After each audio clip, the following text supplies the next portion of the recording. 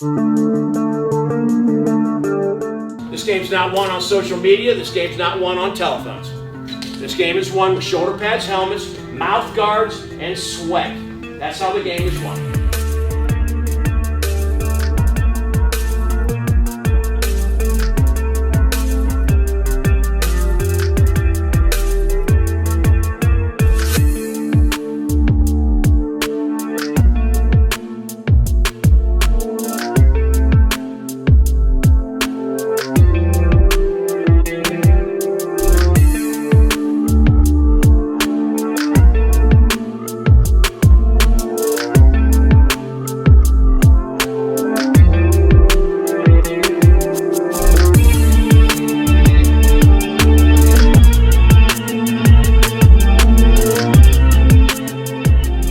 Welcome to week 2 of the Bill Nieces Coaches Show sponsored by Dick Lumpkin's Auto Body.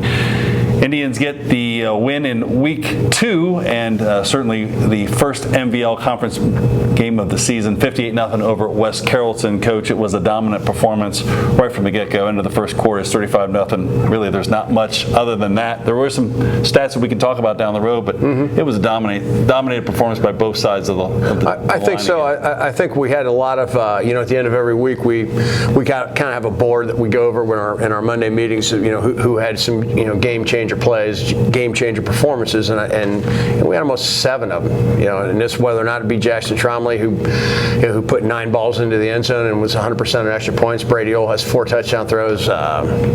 Ryan Brown touched the ball 3 times for 3 touchdowns. Our linebacking core, we're especially pleased with our linebacking core. They combined for 46 tackles, and that's a ton of work for those 4 guys back there. We were pleased with our defensive line. Our defensive line, who's relatively the inexperienced guys on our team, they ended up and had 5 tackles for loss, which is their most, of the season. And we had the tip of our spear, our center, and our 2 guards. They combined for 9 pancakes and graded out collectively 96%. So there was a lot of very good performances. Yeah, a couple things that I noticed. One, statistically as individuals, you mentioned him. Brady was 4 for 6 with 4 touchdowns. Ryan Brown with 3 touches the ball 3 times and finds the end zone each 3 times. Statistically, that's impressive. It is, and it was Dre Roberts last week, with his returns, and then we got Ryan Brown, and a big thought process around here is you got to think that you're the guy. Don't rely on other people. You're the guy that's going to do the performance. You're the guy that's going to make the play when the times are tough, and we're getting that out of a lot of people right now. Well, you talked about Coach. You certainly talked about in years past. We haven't talked a lot about it yet because we're only on week 2, but you talk about one of the keys is big plays. And there were a lot of big plays on Friday night against the Pirates. We made a couple notable ones, but defensively too. You talked about the secondary. Our secondary continued just to make it difficult on them and kept pressure on them all night. Yeah, they did, and defensively as a whole, the defense scored 10 points, which is not bad. Defense scoring 10 points, not bad. We had special teams. Special teams went into double figures scoring points. So if you got your defense and your special teams both scoring in double figures, you're going to be in pretty good shape, especially with the offense we have. Well, don't want to overstate something you mentioned, and I don't want to jinx us. But the one other noted part of that I noticed from week 1 to week 2 was our defensive line and how we were able to really, again, using the words pressure, put some pressure on them, and we really did perform very well. Getting better, and we're getting some more depth. I'm pleased that we're getting more than the 4 guys. We've almost got 6 to 7 guys that I think I can put in a game and play well, and not because we have to, because we want to. So I think we've got some good depth. But we know our 4. We got our 4 that are going to play, but we've got some other people that can spell them, and so I think that's a good tool to have. Indians get the win again, week 2, 58-0. As we now move on to the game, the battle in Miami, the Indians will host Troy here at Alexander Stadium in what is always a big game. Coach, we've talked about this in our years past. We've talked about it by ourselves. The one thing about this game is that we, as a school, as a coach, as our team, we do not hide the fact that this is a big game. We don't try to downplay it. We don't say it's just another game. No, it's not. It is a big game. It is for what it is, and we are week to week to week, as you say.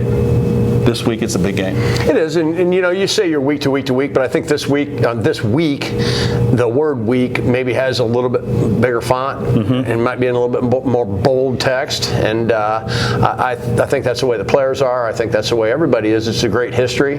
We take the time every year to go back and take them through the history, take them through some of the things that are happening, see where we're at. At that particular point, a couple of years ago, Dusty Snyder surprised the team by popping out and visiting. Tonight we had a big boost. Tonight, Dominic Allen and Phil Collier, two of our major stars from the state championship team, came out and watched practice, and we're able to see what we're doing and stuff, and our players can look over at those guys and see those guys, and so it gave us a big boost. But no, we embrace the situation, and we want to work very hard at trying to maintain the trophy over on this side. Well, Coach, before we talk about that trophy, let's get into the weeds a little bit about their team. You got a new coach, a little different look from the Trojans. So talk a little bit about that for Indian Nation. Well, I think they're unique on both sides of the ball, both on offense and defense. On offense, they've switched back to the wing T, which was the offense that they used back in the days of Steve Nolan, which had been there for so long and had done such a great job at great players and all the other things that were involved in that. And so they're learning the system, learning the wing T, and the wing T is not something you see all the time. And we were able to play against it last year, so our kids got a little bit of an idea of it against Edgewood, and then we'll see it again this week. On the defensive side of the ball, they play a defense that we see a little bit of, the 3-4 with some people walking back and forth, creeping as we call it, back and forth, but we haven't seen a bunch of the 3-3 stack, and they do throw a little bit of 3-3 stack into it. So we've been able to get some time this summer working on the 3-3 stack. So those are the kind of things that are just a little different when they came in. They got an unusual punt formation that they use.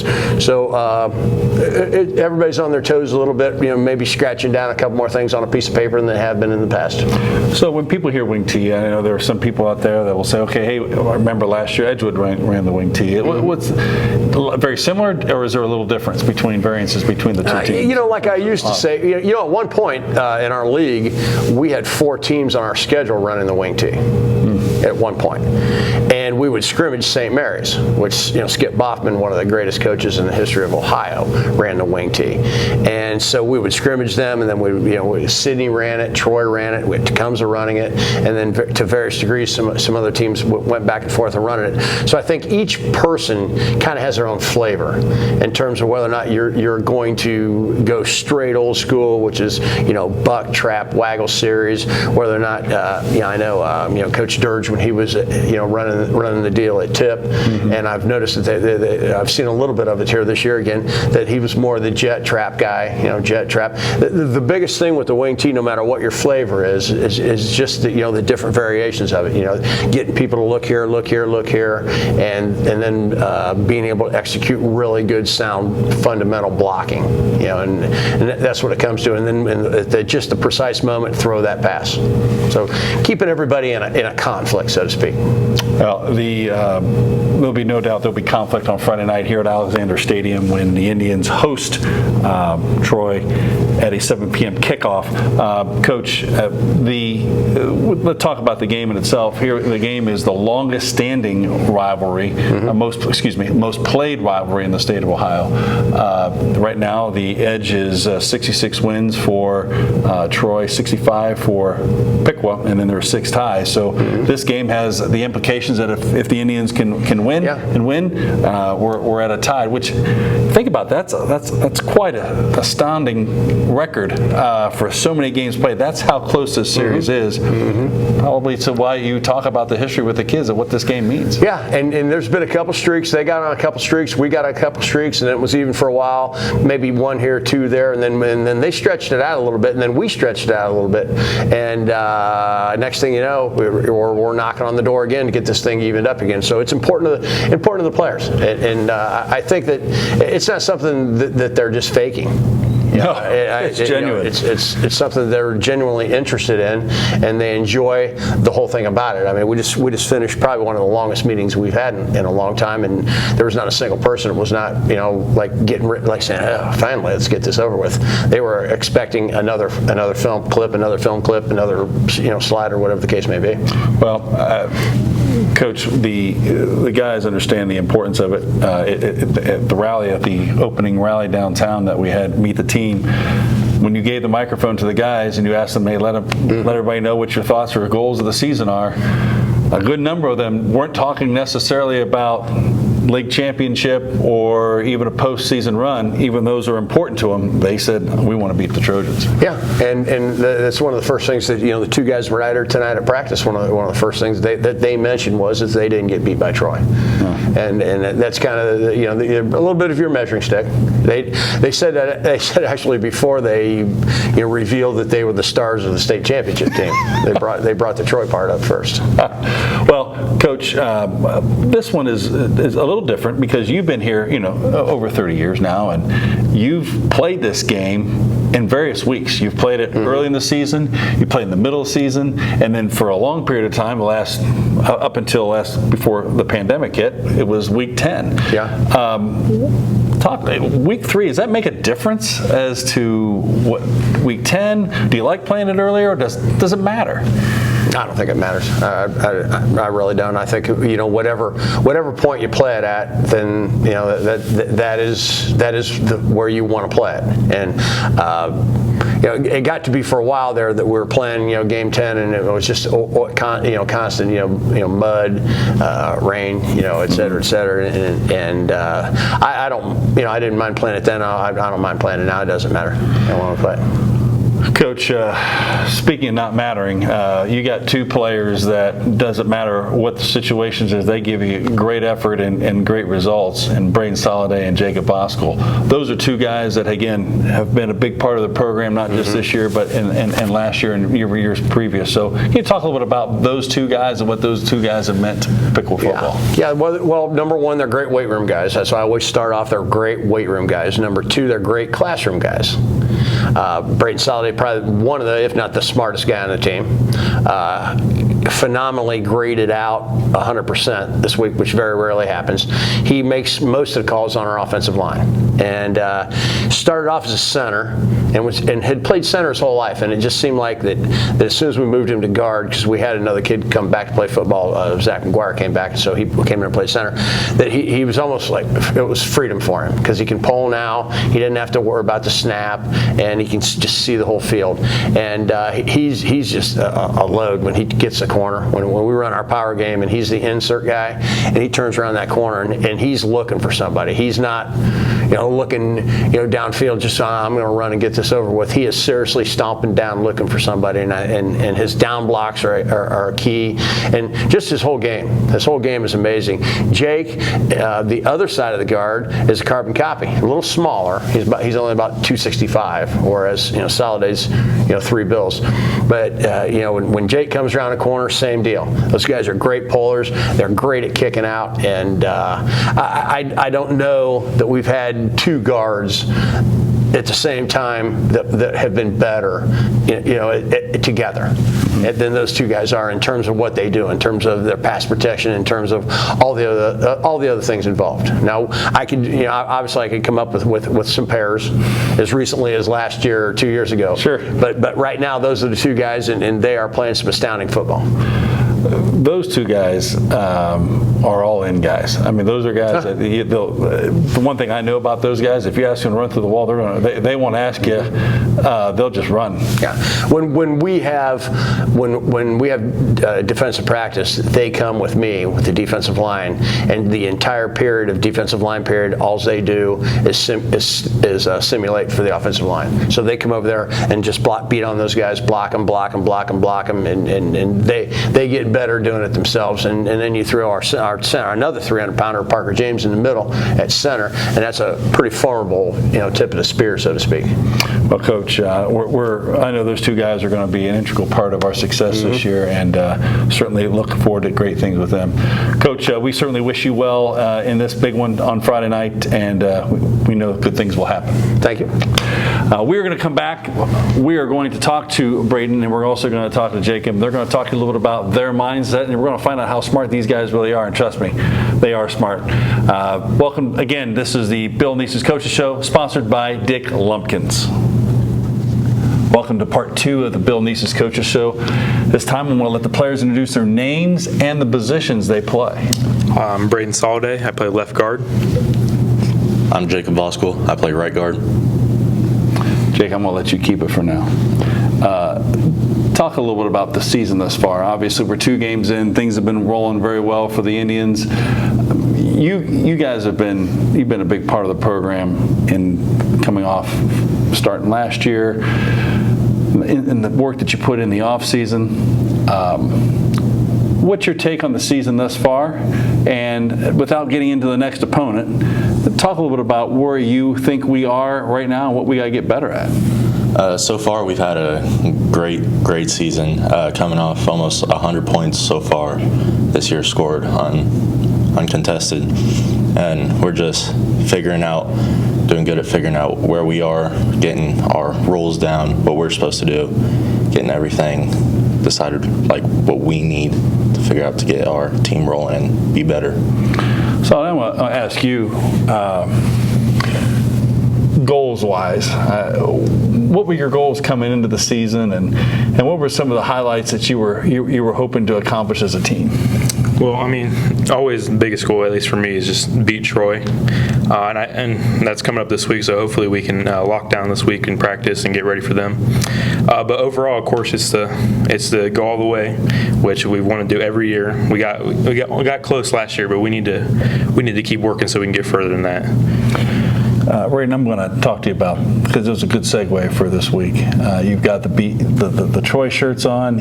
You mentioned at the rally a couple weeks ago at downtown, I believe. I remember hearing you saying, and then you just said it again, the Troy game. Why is that such a big thing for you? I mean, I've been raised that it's the biggest rivalry around, and I take that rivalry to heart, and I want to beat Troy. Here's what someone asked me about everybody does, somebody asks every year about that rivalry during this week, and you just encapsulated it for what I just said, is our kids and our coaches do not act like it doesn't exist. We embrace it. When the game's here, we absolutely understand that it's big. The clocks are in our locker room. It's not a something that we try to downplay. It is the game. It is a big game, and it's week 3 this year. So for us, we don't have to wait till the end of the year. It's right there at the beginning. Does that make a difference for you? It's the same game to me. So we still prepare the same, and we're going to go out there and play the same. Voskuhl, how about you? I mean, what's your take on this game? It's a big one in a lot of ways. I mean, I've always grown up going to every Friday night game at Troy or here, watching those kids that are now us being seniors go out, play their hearts out, win, lose, doesn't matter. I'm just excited to come out, do the best I can, be the best I can. But hopefully it's going to be a good game. But there's a lot of pomp and circumstance around the game. Now let's talk about that. I mean, you guys embrace it. So you don't have your lockers are decorated a little different this week. There's a little bit more spirit around town. There's a pep rally. There's a bonfire. People that don't know football do know one thing. They know that Pickle-Troy game is a big one. So does that change it for you? Do you do you embrace that, or is it a distraction for you? No, I mean, I like it. It gives a little extra hype, excitedness to get ready for this game. It gives us a little extra kick in the butt to see all those people come out and want us to win. So puts it in your mind that, hey, these people want us to win. We have to do something extra now. Brayden, you just said it. You want it all. You're okay with it, right? Yeah. Let's talk. That's good stuff. Brayden, let's talk a little bit about just for you guys. You guys are going to graduate, hopefully, right? Yep. You're going to move on. Some of you might not know. What are some of your thoughts that you're thinking about when you graduate from high school as to maybe what you're thinking about studying, or maybe colleges?